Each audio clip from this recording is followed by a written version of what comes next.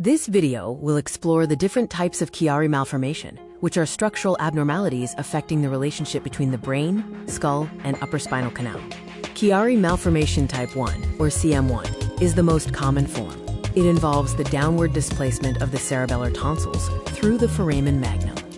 Chiari malformation type 2, or CM2, is more severe and is almost always associated with myelomeningocele. Both the cerebellum and brainstem herniate downward in this type. Chiari malformation type 3 is rare and severe. It involves the herniation of the cerebellum and brainstem into an encephalocele, leading to profound neurological deficits.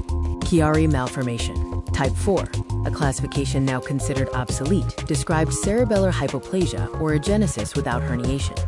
Some clinicians also recognize Chiari 0, where patients have syringomyelia and Chiari-like symptoms without measurable tonsillar descent. The core pathophysiology centers on abnormal anatomy at the craniocervical junction, leading to mechanical compression and disrupted cerebrospinal fluid flow. Most Chiari malformations are congenital, arising from abnormal development during fetal growth, often due to posterior fossa hypoplasia.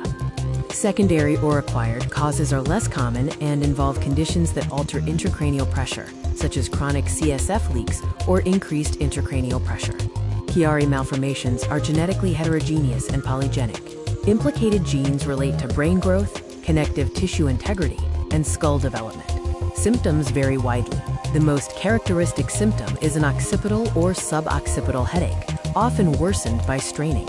Other symptoms include dizziness and balance problems. Significant complications include syringomyelia, tethered cord syndrome, and hydrocephalus, which may lead to progressive neurological damage and spinal deformities. Diagnosis begins with a clinical evaluation and neurological examination, focusing on characteristic symptoms.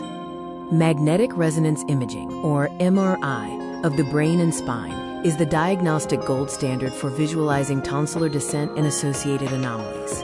Chiari malformations frequently coexist with other conditions, including Ehlers-Danlos syndrome, scoliosis, hydrocephalus, and dysautonomia.